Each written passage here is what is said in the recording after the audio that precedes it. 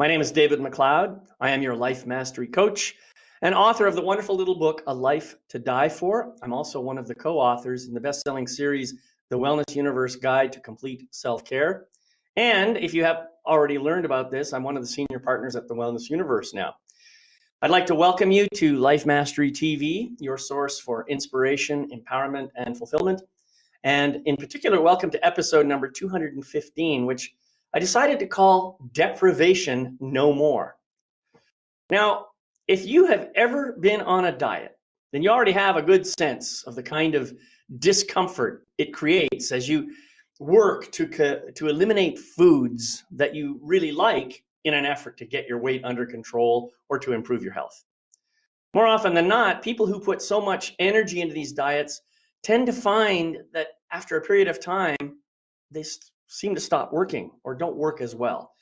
And then those pounds seem to come back with a vengeance, sometimes even creating a situation where you are heavier or unhealthier than you were before you started.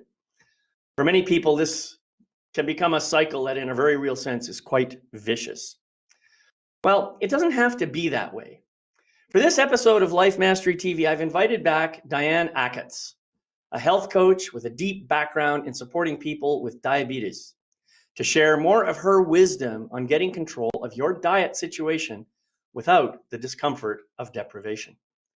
And while this conversation will shed light on some of the major challenges that diabetics have to contend with, I know that the information will be relevant to anyone who is looking to create a healthier life situation.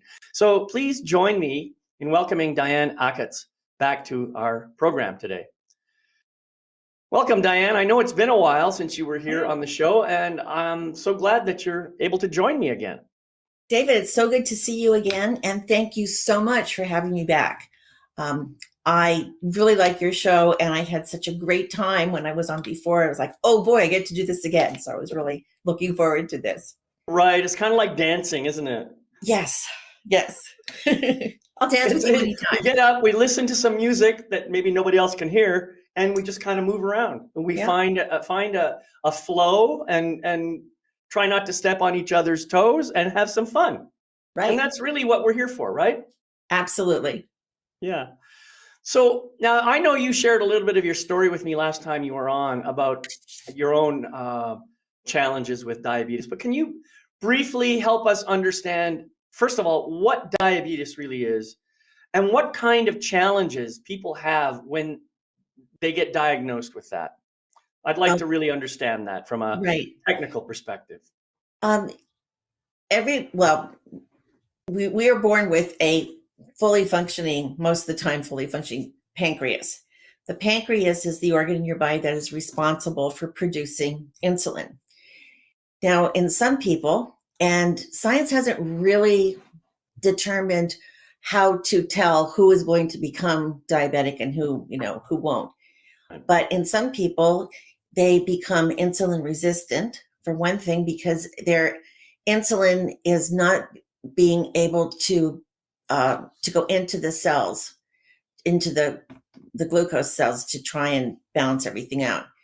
And with other people, and sometimes even especially as you age, your pancreas could produce less insulin. And we need insulin. So when you get the diagnosis, I think for the most part, even if you had a suspicion, like maybe in my case, I had several doctors tell me, well, your sugar levels are pretty high. You should really kind of, do something about that. And of course, like everybody else, it went in one ear and out the other. There is no, you can't really see light the other side, but sometimes it seems that way. So when I got the diagnosis, and this was in 2015, and I was already in my 60s when I got this diagnosis. Mm-hmm. And even though I had a father who had it and struggled with it, I thought every decade that passed after I turned 40, every decade that passed and I wasn't diabetic, I thought, oh, this is cool, I'm safe. And then I went to the doctor and reviewed and I knew there was something wrong because I had no energy. I was really cranky. Any kind of physical exertion was ridiculous. And I was, the cranky part was really big, and I didn't realize that was a symptom. that my sugars were high. And so I sat in the doctor's office, and he said, well, you have the diabetes. Your A1C is 8. I'm like, okay. So what's A1C? That is it's hard to explain without having the notes in front of me, because usually I have that right there. It is a 3-month average of what your blood sugars are. This shows up in your blood. Your doctor will order a special, and it's A1. I know there's a hemoglobin in there, and I apologize for not having that right. That's all right. Don't worry. I mean, most of the people watching this aren't going to really have the technical background anyway. I was just curious what that is. It's a marker of some kind. It is a marker. And when you get to, if you're in the 6% range, you're pre-diabetic. Anything above 6 is then you are diagnosed as a type 2 diabetic. So technically speaking, anybody who's not a type 2 diabetic is pre-diabetic. Possibly. Yeah. Because you haven't got it yet. Yeah, but there's a lot. It's really interesting because here's a good example. My mom, who passed last year, she was 95. She had a sweet tooth to end all sweet tooths. I mean, it was ridiculous. And that was one thing that she didn't have wrong with her, as she got older. She just didn't get diabetes, which is really interesting, because if you looking at the way she ate, the way she lived her life, you would have thought, wow, prime candidate. Nope, didn't happen. So that's a good example of how some people get it and some people don't. My dad was diagnosed when he was in his 40s. And it's just such a mysterious kind of thing, because it's different for everybody. And when the doctor tells you you have this, I mean, I remember I sat there and I know he was talking, but I was like, wah, wah, wah, wah, wah, wah. Charlie Brown and the teacher, that's what it was like. You kind of tuned out. Yeah. Exactly. Because all I kept thinking was, oh my God, I'm doomed. What's going to happen now? What do we have to do? And I'm going to have to give up everything. And so, I'd like to share a little bit about what I have been reading recently. And I think the fact that you said that some people, I mean, most of us, especially those of us who are uneducated on this topic, most of us assume that the reason people get diabetes is because they eat too much sugar. That's the kind of cause and effect thing that we have going on in our mind. But that's not really true. First of all, as you pointed out, your mother had a sweet tooth and she ate lots of sugar, but she never got diabetes. So it can't be that sugar itself is the cause. Something else is causing the problem. And this has led me to do some of my own research. And I recently read a very, very interesting book that some people are going to find a little bit controversial. But the book is called The Carnivore Code. And it's written by a guy named Dr. Paul Saladino. And I think it's a brilliant book. It's a very, very good examination of scientific studies and all kinds of things to try and figure out what causes what and so forth and so on. Now, he doesn't come up with a cause for diabetes, but what he does do is he points out that almost every disease that we have as humans is actually, if we take it back in time, is related to some kind of inflammation. Yes. And the inflammation, that there's all kinds of things that can cause that. But mostly, he believes that almost everything that we suffer from comes from our diet. And what's interesting in the study, he says there are these two kinds of studies. There's epidemiological studies, and then there's these interventional studies. He says the epidemiological studies are the kinds of things where I, as a researcher, might come to you, Diane, and ask you a bunch of questions. And you'll tell me general things about your diet. And then I'll go to another person, and I'll gather that information in that way. And I'll use statistics to try and create I'll find correlations, let's say, between certain kinds of behaviors or eating habits and certain kinds of outcomes. Right. And this is the problem with epidemiological studies. They never, I shouldn't say never, hardly ever demonstrate a cause and effect relationship. This is where the interventional studies come in. Now, interventional studies cannot conclusively prove a cause and effect relationship either, but they give much better results that give you higher levels of confidence to determine a cause. Mm-hmm. So, my bottom line, my reason for bringing this up is that Dr. Saladino talks about the benefits of getting our nutrition from meat sources and less from plant sources. Because plants, believe it or not, and the way he describes it is brilliant in my mind. He says, think about an animal.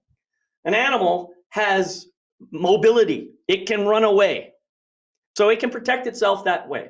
If it gets cornered, it can turn around and attack you back. So it can defend itself. Plants don't have that luxury. Plants are stuck in the ground. So they can't run away. So what defenses do they have? Well, that's a really good perspective to look at. And he points out, he says most plants, for example, we got thistles that have little spikes on them, Mm-hmm. and you avoid them for that reason. Certain kinds of plants, when you try to eat them, they just taste awful. You don't eat them again. Some plants have a poisonous effect that can actually make you very, very sick or kill you. All right. But even the ones that don't do that have biochemical defense mechanisms that we are only now beginning to understand. And some of those are things like oxalates, which you get in great numbers in some of the green foods that we talk about, like spinach and kale, and even turmeric has lots of that stuff. And then there's also these, I'm probably going to get this terminology wrong, but isothiocyanates. Well, it's got the word cyanide in it, so that should kind of trigger your warning system. But those are present in plants. There's also lectins and leptins, and one of those two can actually be quite bad for you. But all of these things combined together cause inflammation. Yes. And all of us react differently to that inflammation.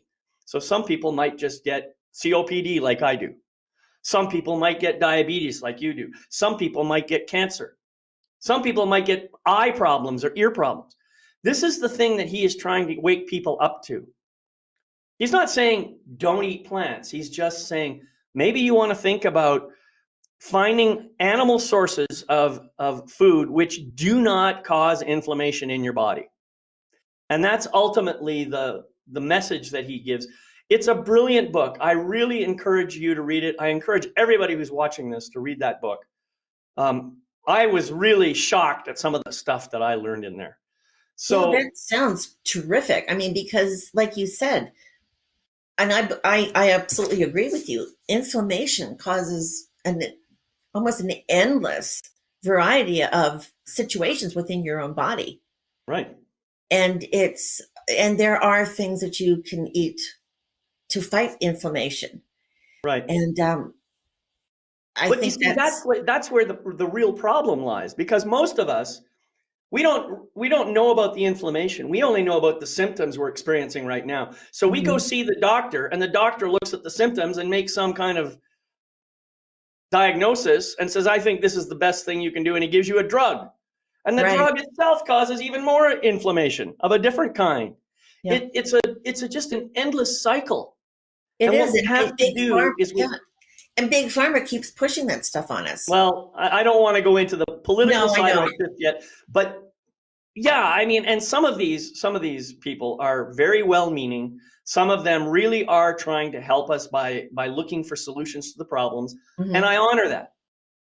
Right. But let's face it, the sicker we are, the more money Big Pharma makes. That's just a fact of life. That's true. And I think people need to realize that food is actually medicine. Eating the right foods is medicine, which kind of reminds me that, and I know you're going to put the URL in the post below this video.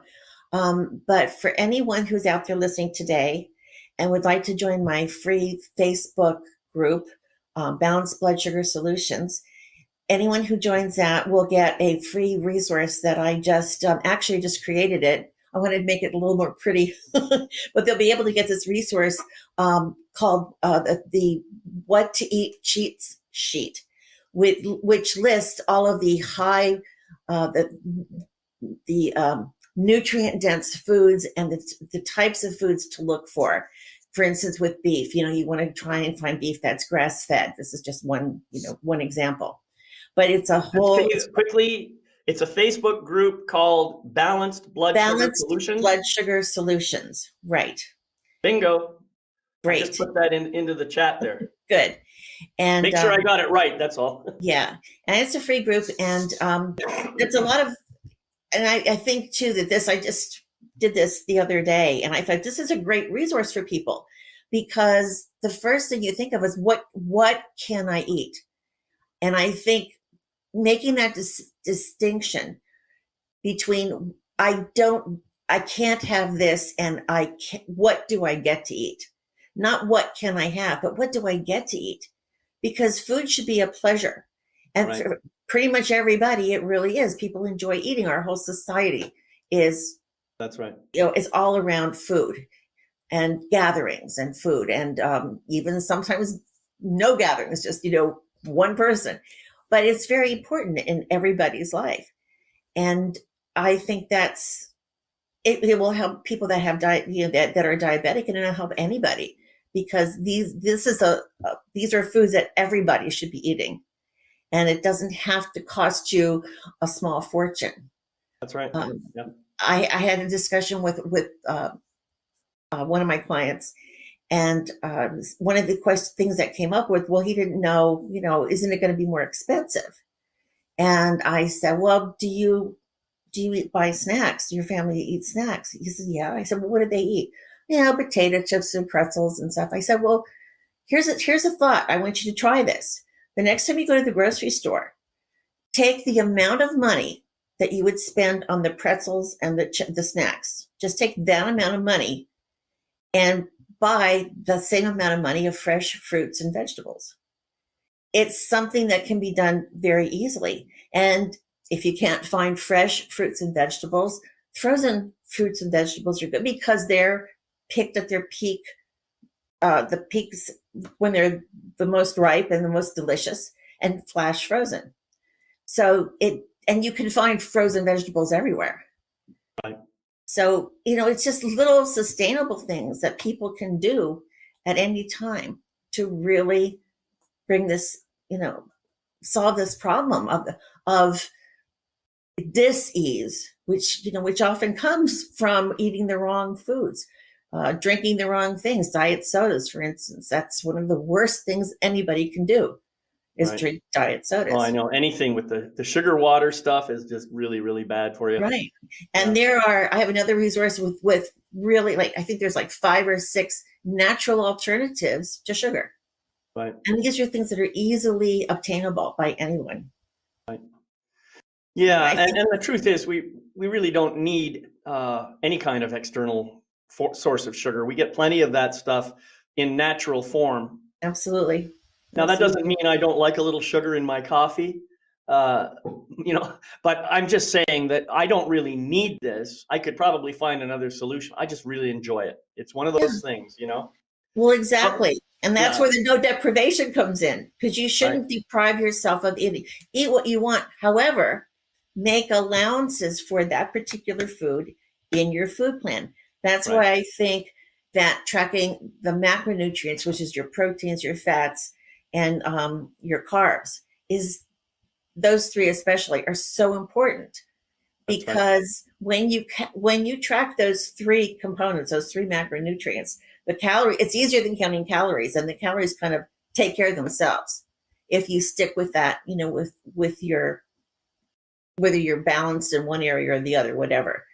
Right. And it really teaches you about the food that you're eating, because it's very important to read labels, for instance.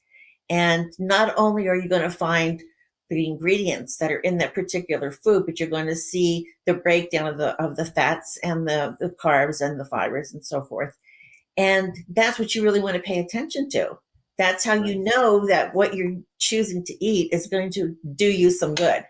Now, like you said, before you go on, I want to just kind of interrupt and talk a little bit about something that you said earlier, that it doesn't have to cost an arm and a leg.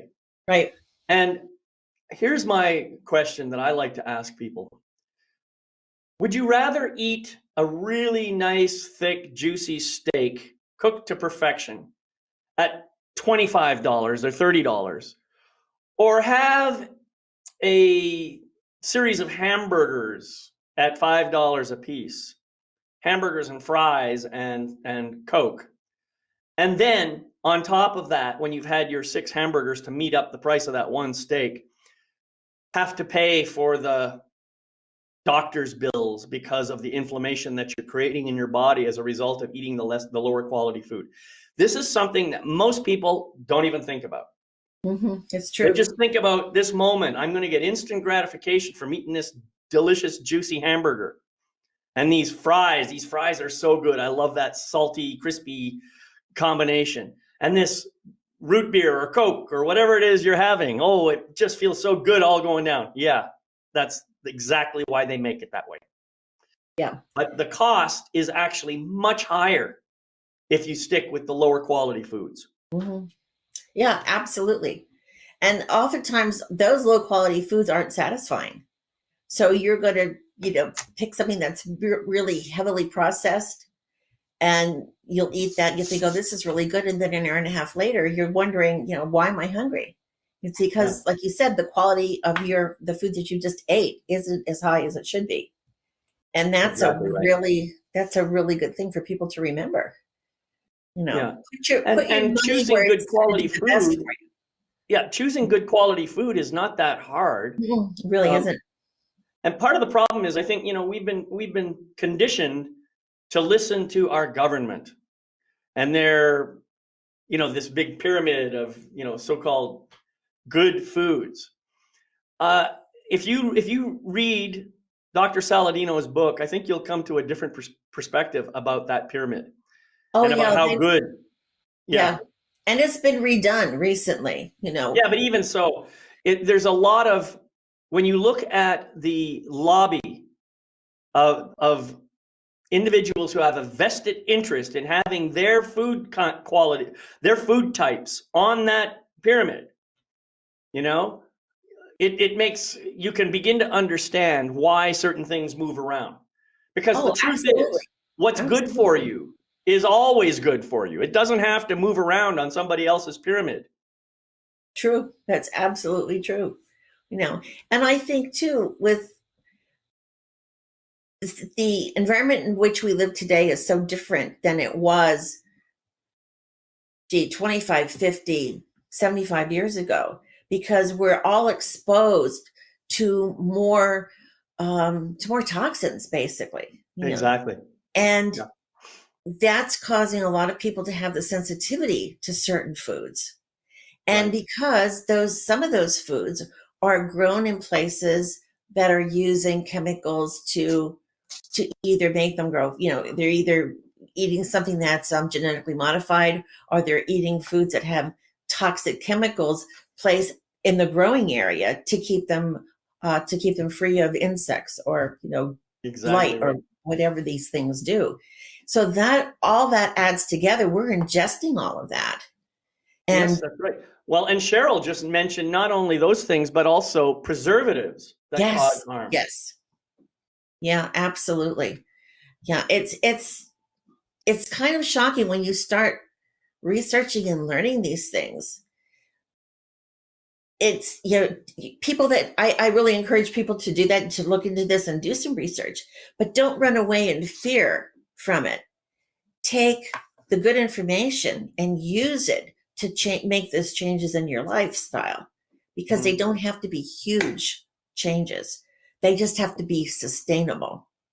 And that's the whole crux, is making the small lifestyle changes that are sustainable, that they become automatic, like brushing your teeth or combing your hair. Yeah. So your recommendation to do your own research is extremely important, I think. I think so. We have become, I think we have become a very, sorry, stepping on your toes today. Sorry about that. We have become a very lazy society. Yeah. We rely on someone else to do the research and to tell us, and then we don't even ask questions. It's really kind of sad and disappointing.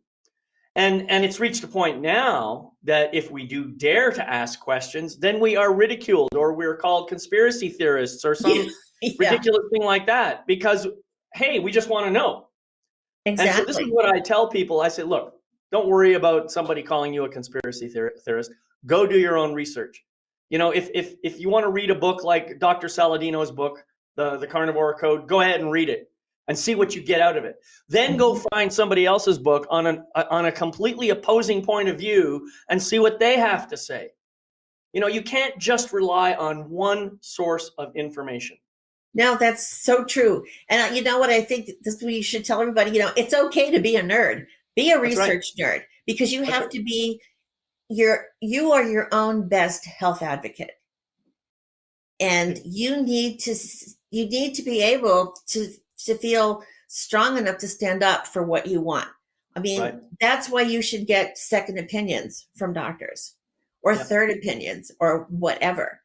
And and I would also venture to say, although the doctor is there supposedly to help you, let's not forget how doctors are being influenced by the pharmaceutical companies now, and strongly influenced to the point where they don't really want to tell you anything that opposes what the pharmaceutical company tells them. And those are not the kind of doctors you really want to be dealing with. No, I agree 100%. Yeah, I absolutely agree with that. No. So Cheryl just asked about something, MSG. Now, MSG is something that I remember as a kid was a pretty common thing, but it doesn't seem to be so common anymore. Is it still around or? I was just, you know, somebody, and I can't remember where I saw this, or it was someone that I was talking to had said there are more names for MSG, for that particular monosodium glutamate. They, instead of taking that ingredient out of some foods, they're just giving it a different name. It's just kind of like sugar there are 52 different or more names for sugar. They're all they're all sugar, they're all carbohydrates, they're all sweet.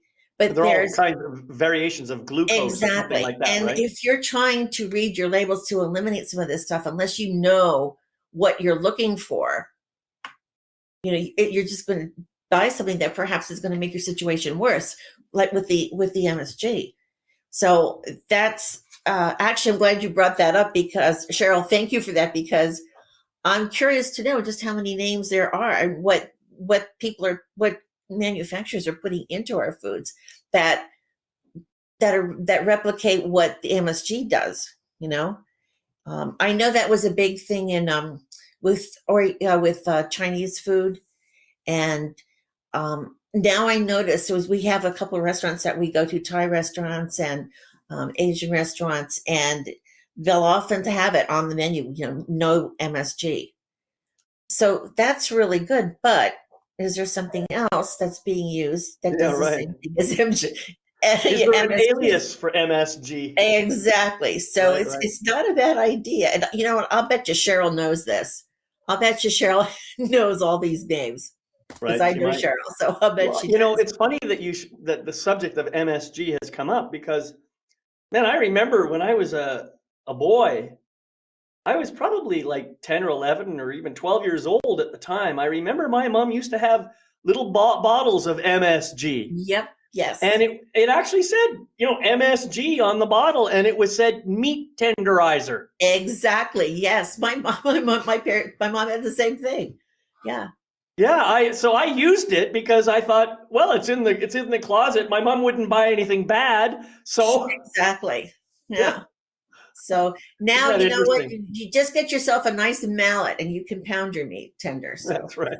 And actually, you can season it with some seasonings and herbs that are really healthy and good for you.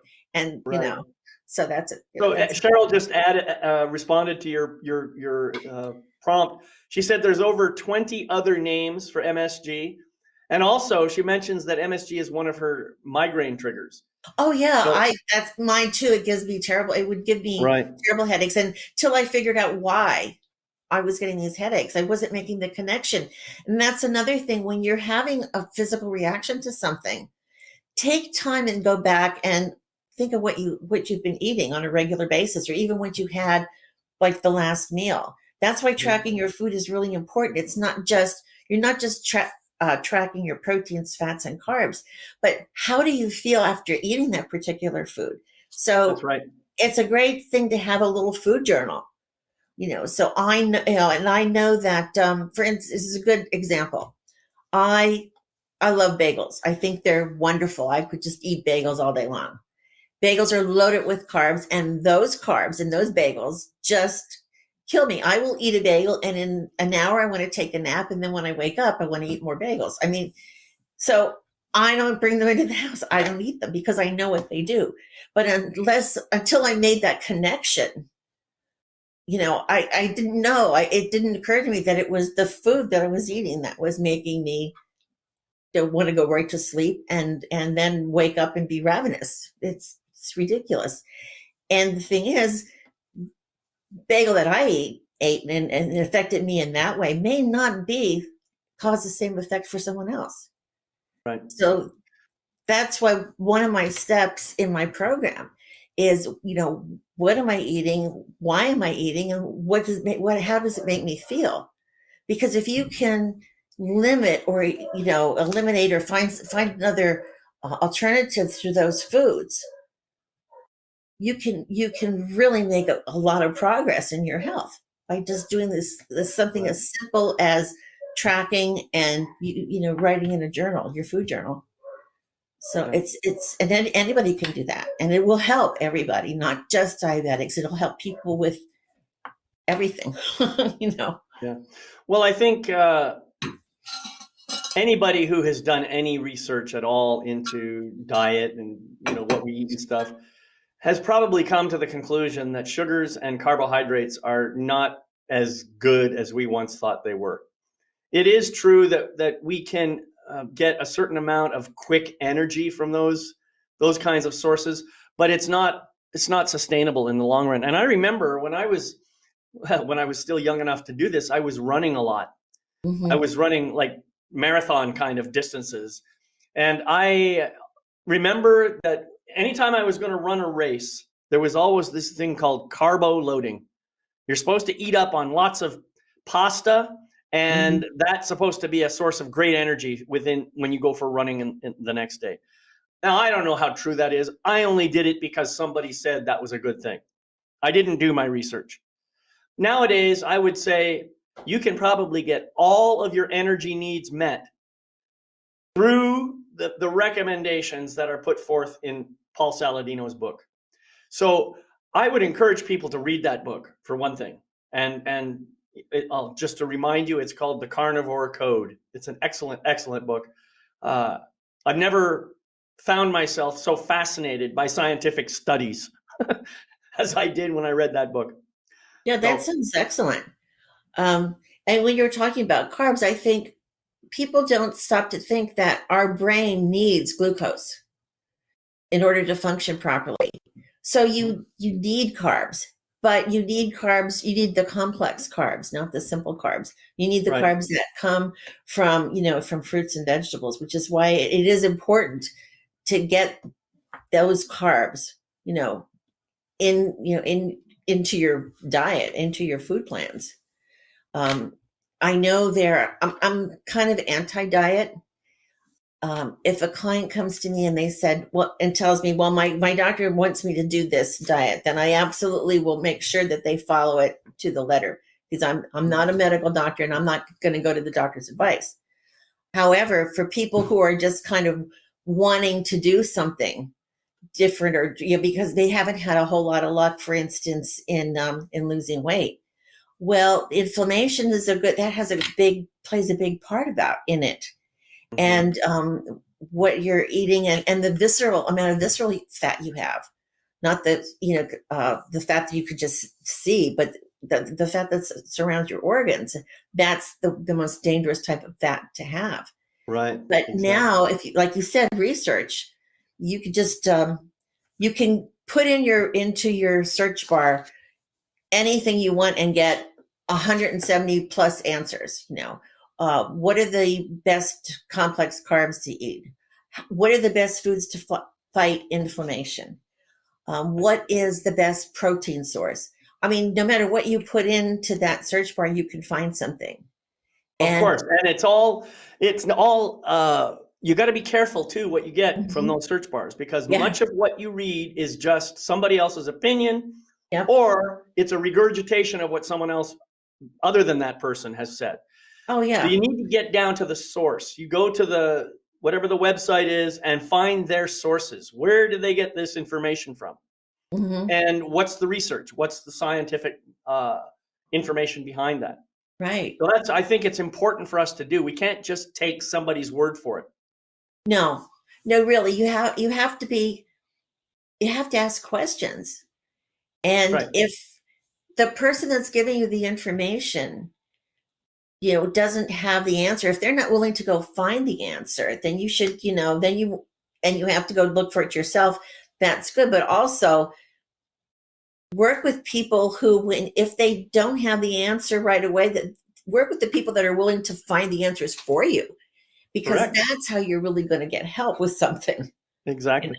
Yeah. So, So I want to come back to something, and this is kind of triggered by what Cheryl put in the chat. She said Diane is great at converting a no food to one that gives the needed feeling instead. So now I know you talked a little bit about this before, so I want to come back to this idea of what you eat versus how you feel when you eat.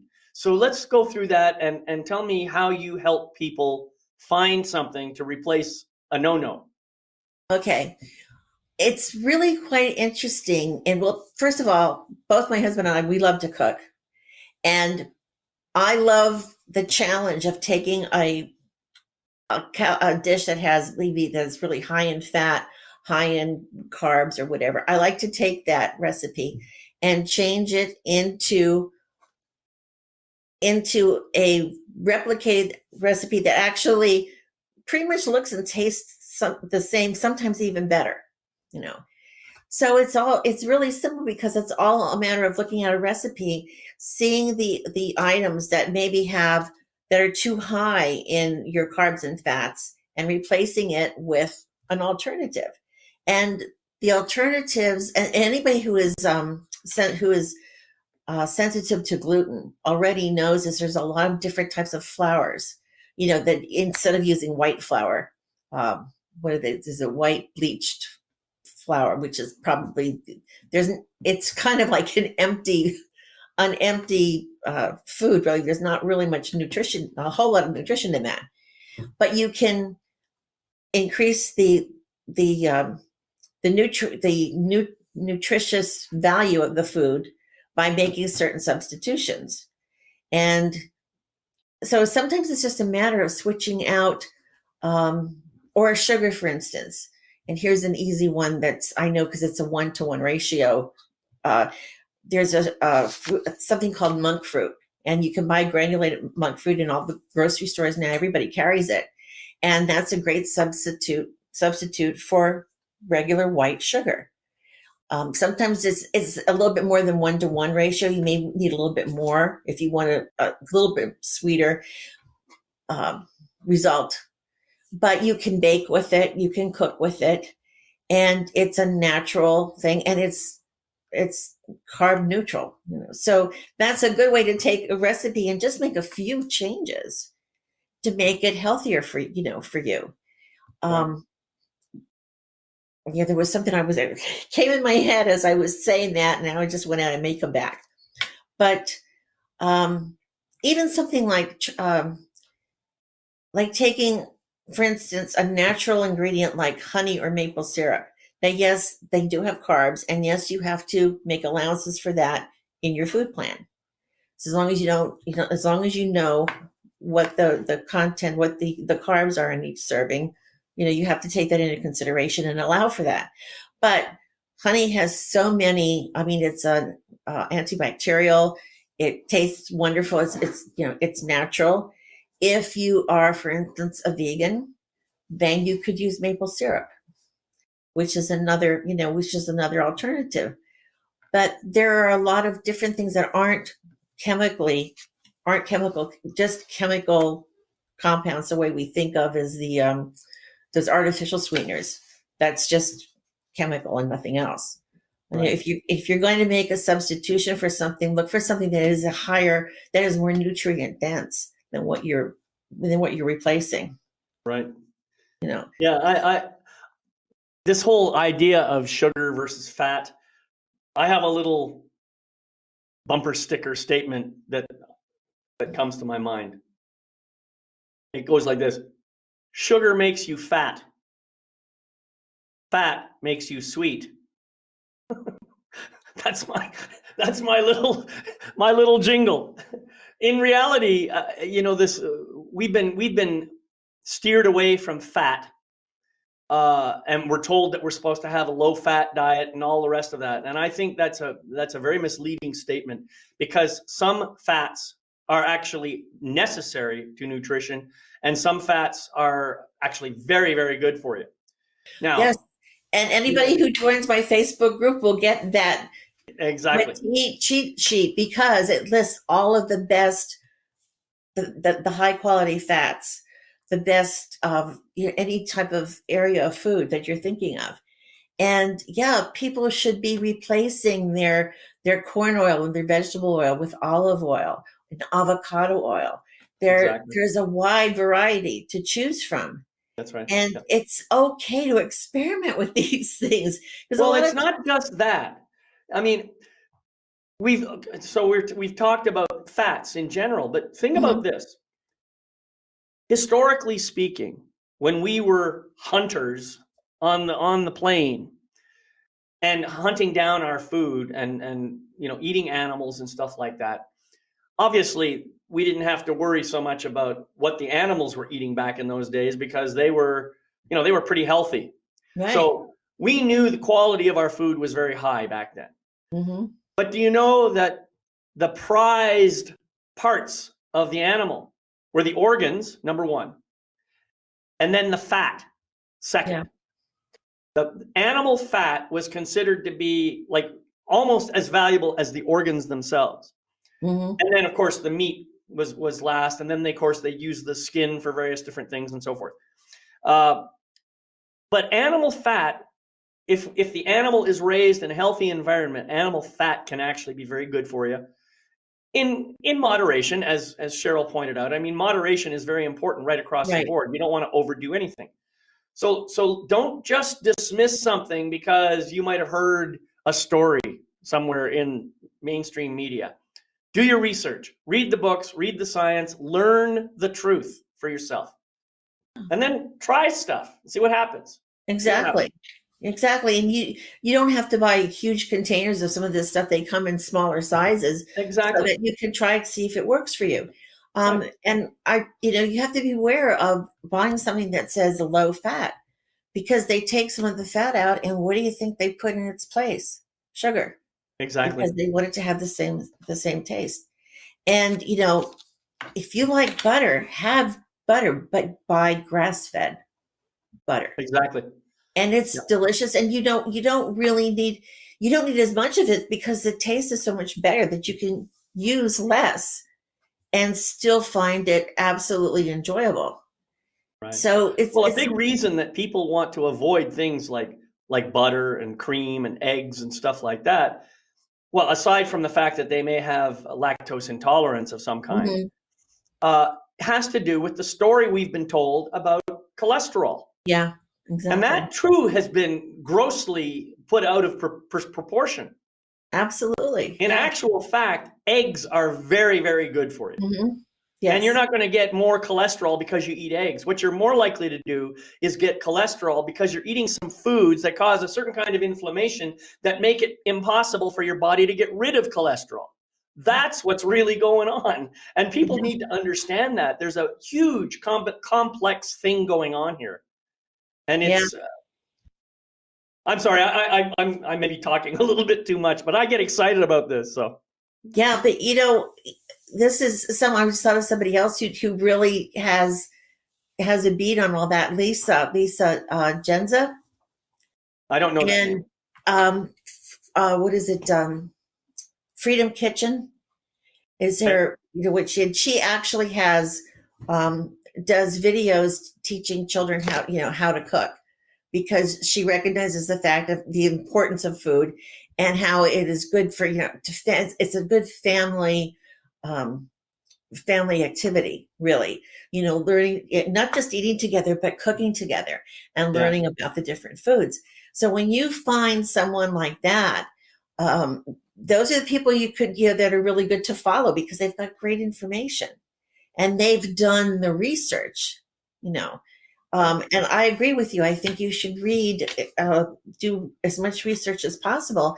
And if you have a question, then talk to, for instance, if somebody tells you something, whatever X may be, if you don't understand what X is, you don't get the right explanation, go look up what X is and what X does. And then if you have further questions, go back to that person and say, well, look, this is what I found out. What do you think of that? You should have an open conversation. You should have a freedom of conversation with these people. Our primary care physician is really good in that, because he's perfectly willing for me to come up with, natural alternatives instead of taking prescriptions. Right. And he encourages that. I tell him, okay, I read this and I would like to try that. And it works. There are things that you like. For instance, people take fish oil, but there's something that's actually better than fish oil, and it's krill oil. And that really will bring your cholesterol down considerably in a short period of time. Mm-hmm. So it's the research, and then have the conversation. And if your doctor's not willing to have that conversation and listen to you, then I suggest maybe you need to find another physician who's more open-minded and is, that you can have that conversation with. Tell them why you want to try something and what you found out. And, it's a shame, because I think doctors now are so tightly booked that they have to see a certain number of patients every day, because you usually have these big medical, for lack of a better word, conglomerates, and they have this huge umbrella that they have hundreds of maybe physicians under it. But those physicians that are under this umbrella, this greater umbrella, have quotas that they have to meet. And a lot of times it's the number of patients that they see. Or the number of prescriptions that they write. Yeah, exactly. So when you can find a physician who is willing to listen and say, look to you, and who believes, who knows that there are some solutions that can help that don't involve pharmaceuticals, right. That's gold. You want to hang on to those people, right. Because they're really. Well, and I think another thing that people need to understand is, ultimately, you are the authority about your own life and about your own body. Yep. Not some doctor sitting across the way who's got a huge degree and all kinds of experience and sa. Yes, he probably understands statistics. And he probably understands that on average, certain people go through these situations and come up with these symptoms, and this is what we found to be the best result. Mm-hmm. Fair enough. But you are still a unique human being in that context, and that particular therapy may not work for you. So don't be afraid to challenge your doctor and to say, look, that may be true for Joe over there, but it's not working for me. We got to find another way. Exactly. Don't be afraid to step up and say that.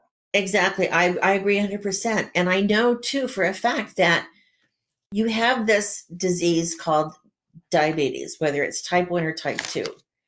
But what is fact for you may not be for somebody else, because every person is different. Every person is going to react differently, to the medications. I was talking to someone just the other day. We were having a conversation about this, and he is a type 2 diabetic. He takes insulin, but he was telling me about he takes metformin as well, but then his doctor had him on other oral medications. And the one medication that people were taking and actually I just was reading about this in the news yesterday, that people are taking some of these products, like I think it's Ozempic, they're not diabetic, they're taking it to lose weight, which is really dangerous. And in this gentleman's case, he was taking it, his doctor prescribed it, he took it, and then yelled at him a month later because he didn't lose any weight. Well, that pill actually didn't help him lose weight at all. He actually gained weight. So then the doctor said, try something else. And it's so difficult. You feel like you're just being led around and you don't know, where you're going. Exactly. It's really difficult to navigate this. Right. So it's nice to have someone to help you navigate your journey. Someone who's been there, who's done that, who knows the pain points and can talk to you and understand what you're going through and say, look, I did this. I'm going to be here. I will be here for you and I will help you walk through this journey. Right. To the other side, because it's not curable, but it is reversible. Right. Now, so you mentioned type 1, type 2, and I don't think we established before the difference between those two. Now, we did talk about pre-diabetes, and so the level 6 and above, I guess you said was 6 and below is pre-diabetes, and above that is diabetes. Now, can you please help me understand and help the audience understand the difference between type 1 and type 2? Now, people that have type 1 diabetes, their pancreas makes no insulin. So they need to be insulin dependent. I see. That's the really big difference. And a lot of those times, people will carry around some kind of a device that injects insulin into their body somehow. Yeah, they have. There's insulin pumps. There's a continuous glucose monitors, like a Dexcom, for instance, and that will give you, readings every couple of minutes. And then the Dexcom communicates with the pump, and your pump the pump is set up to give you small amounts of insulin throughout your day, Right. And they're a wonderful thing to have for people that don't make enough insulin or they make no insulin. I think anybody who's having trouble with really the very rapid drops in their blood sugar levels, I would suggest they talk to their doctor and ask them about a GCM, continuous glucose monitor, and possibly, using the pump. My husband for a long time had the GCM, but he was still having really rapid drops. And in his case, the doctor was more concerned about that because he didn't have extreme highs. But when your blood sugar levels drop too low, you can actually, you get all sorts of symptoms. You can get all sweaty. You get very nervous. You can have problems with your balance. You can pass out. You can go into a diabetic coma. So having it go too low is really dangerous. And in his case, even though he was taking the insulin with the insulin pens, which a lot of people, it's more convenient than having the vial and the syringe. Once he went on the pump, he was able to not only was he able to let to even out his blood glucose levels throughout the day, but because I worked with him on tracking the carbs and proteins and such, he was able to bring his A1C from an 8 down to a 5.6, I think. Good for him. Yeah, and for so type 1 is no glucose, no insulin production at all. Right. And so type 2 is something else. What is it? Just a limited? Yeah, sometimes in some cases your body isn't able to metabolize the insulin that your pancreas produces. That's when you're insulin resistance, because your body is not, the glucose is not being metabolized properly. Got it. And sometimes too, it can change your disease could change so that you can start producing less amounts or fewer amounts of insulin, and that's when you have to kind of add in the insulin itself. And a lot of times, there are a lot of people I think that are that type 2. I believe there are quite a few people that are on the medication, or some were on medication in addition to the insulin. but that's something that they have to talk to their endocrinologist about, or, their Right. doctor. Yeah, that's really good. So thank you for that clarification. Mhm. Now, Cheryl just asked, what about hypoglycemia? What exactly is that, and how does that impact people with diabetes or people who are trying to diet? Um, when you're let me see if I get this. The hypoglycemic is when your blood sugar goes too low, I believe. Cheryl, Right. chime in here if I'm if I'm Well, I wrong. think hypo does mean low, hyper Yeah, means high. hypo is low, and that's when you really. I mean, that's another reason to really track what you're eating, because you don't want your, if you know that you're hypoglycemic and you've got enough, you have insulin, but um, it's being used up. I think, like, how do I explain this? With hypoglycemia, you're producing, too much insulin, and it's not, there's not enough glucose for the insulin to work on. Right. So that's when you need to have, a carb of some sort, or keep your carbs well balanced. So all of this really boils down to. And Cheryl, correct me if I'm wrong, please, or anybody else who's on here. Yeah. So all this really boils down to what you recommended before is maintaining some kind of a journal to describe, your own reactions to the different kinds of foods you eat, and pay close attention to how you're feeling and what kind of, body reactions are you feeling sleepy, tired? Are you feeling alive and alert? Are you feeling maybe a little bit like you just need to lie down for an hour? Or, notice that, keep track of that, and then see if changing something gives you a different result that you enjoy more. Right. And maybe you find a way of eliminating foods that give you that kind of what's the word I'm looking for? That logy feeling where you just kind of have no energy. Exactly. And you find something that provides you with the kind of lift that you're looking for. Yeah. Yeah. I think, to the awareness part, it's not just awareness. There's actually 3 parts to the awareness. First of all, becoming aware of these things and your feelings. But then you also have to accept it. Right. And sometimes the acceptance is that's where people get hung up, because they don't want to accept that they have this life-changing incident that has occurred. Yeah. So once you accept what's actually happening, then you can move forward and make the changes that will work. Without the acceptance, the awareness doesn't really mean anything. It goes hand in hand. So the awareness comes first, but then very closely followed by the acceptance. Right. And acceptance doesn't mean that you don't necessarily don't want to change anything. Exactly. It just simply means acknowledging. Right. Yeah. That's right. And say, okay, now I have this problem.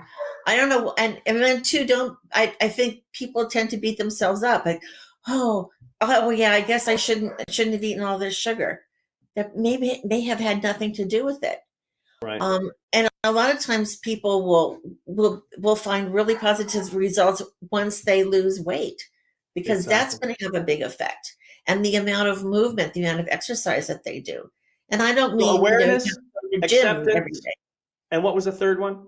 Once you accept it, you can move forward then to find a better solution, to find a better way to, you can find the changes that will make that situation easier for you to manage, because it's all about managing managing your blood sugars. Once you manage your blood sugars, usually, and you lose weight and have some sort of exercise, whether it could be just walking, that will have an effect on lowering your A1C, which means you could possibly, after talking to your doctor, he may say, well, let's just change your meds a little bit. Maybe you don't have to take as many. As large a dose. Maybe you can eliminate something. You don't want to do this without talking to your doctor. Obviously, you have to keep your doctor in the loop. But just doing something, losing 5% of your body weight, you'd be surprised what a huge change that can make in a person. Exactly. 5%. Well, 5%, that's a big amount. It is. And you can do 5% in you can, if you really are careful, you're following, you're getting your exercise, you're eating the right healthy foods, you're eliminating the inflammation. You can lose 5% in 3 months. Right. And so if people develop the habit of building awareness, going into acceptance, and then making choices that support the maintenance of their personal diet, I guess, then they can, I guess that would help them to avoid sabotaging themselves during the process. Do you have any other advice around self-sabotage? Just be aware that it does happen, and don't be angry at yourself. It's a natural, usually, like if you're in a program, say for 12 weeks or so, week 5, because the first 4 weeks it's new, and you've made these changes and you've had great results, and maybe you've lost some weight and you have more energy and you think, oh, this is terrific. And then around week 5 or week 6, some event in your life happens and you're like, oh, I don't think I'm going to write down what I had today. I'm not going to keep track today. Right. Be aware that yes, it is going to happen. It doesn't mean you're a bad person. It just means you're human. And that's when you want to reach out to someone who can help you, who can help you through that self-sabotage situation. And I have to say, that's where a health coach comes in really handy, because your coach holds the vision for your highest good, or for your biggest goal, whatever you want to say. The job of your coach is to hold that vision for you. It's a place card, if you will, until you can reach that goal yourself.